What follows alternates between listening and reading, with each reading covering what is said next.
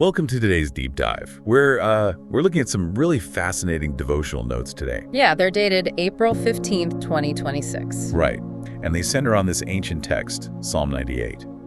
So our mission today is to explore this profound connection the author makes between, the calming sounds of nature, ancient scripture, and how you can actually find true peace. Especially when your heart just feels incredibly heavy. I mean, think about your own modern reflex, right? Yeah, when you're stressed out. Exactly. Yeah. You're lying in bed, you're totally overwhelmed, and you probably grab your phone to pull up a video of rain falling. Or like ocean waves crashing. I do that all the time. Well, the author of these source notes actually starts with that exact same universal experience.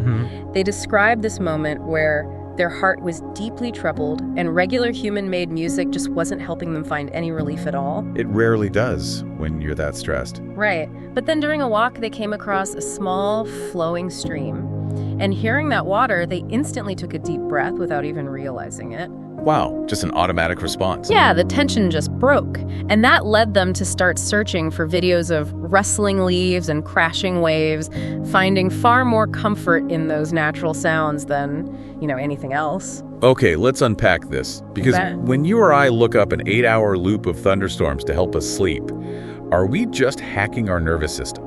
That is the big question. I mean, I've always assumed it was just acoustic biology, but the author seems to suggest something much deeper is happening. Well, science definitely has a mechanical explanation for it. It's called auditory masking. Auditory masking. Got it. Right. So the constant predictable frequency of a flowing river or falling rain creates this sonic blanket. Like it blocks out the noise. Literally, yes. It blocks out the sudden stressful noises in your physical environment and even the racing thoughts in your head that trigger your body's fight or flight response. So it basically acts as a sort of volume knob for anxiety. Exactly. But the author takes a pretty massive leap here. Yeah, connecting this biological relief directly to Psalm 98. What's fascinating here is how the author resolves the tension between that scientific reality and their ancient theological lens. Because in Psalm 98, the earth isn't just a passive environment. Right. No, not at all. It's not just outputting random acoustic frequencies. The text commands the earth to make a joyful noise. It literally describes the sea roaring. And rivers clapping their hands, hills singing for joy, because the Creator is coming to judge with righteousness. I'm really trying to wrap my head around that worldview. When we hear white noise, the author is saying we are actually eavesdropping on an ancient, ongoing worship service. That is the core theological synthesis the author reaches. Wow. Yeah, they realize these nature sounds aren't just auditory masks. They are joyful praises being naturally lifted up. So we feel calmed by a stream because we're stepping into that atmosphere. Exactly, an atmosphere of unbroken worship. We are experiencing creation doing exactly what it was designed to do. Okay, but here's where it gets really interesting, and I have to push back on this a little bit. Go for it. I mean, it is incredibly easy for a river to praise. Right. It just flows downward. Sure, a river doesn't have a mortgage to pay. Exactly. The wind doesn't get anxious about a looming health crisis.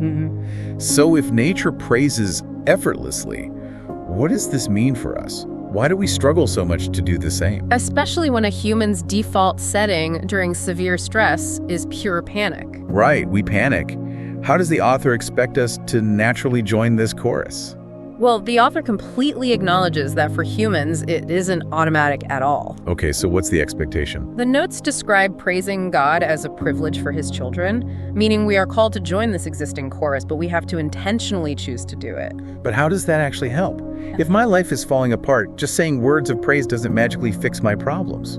Why does the author believe this brings true peace? If we connect this to the bigger picture, think of human panic like using a macro lens on a camera. Macro lens, okay. When you are stressed, your mind zooms all the way in on the immediate threat.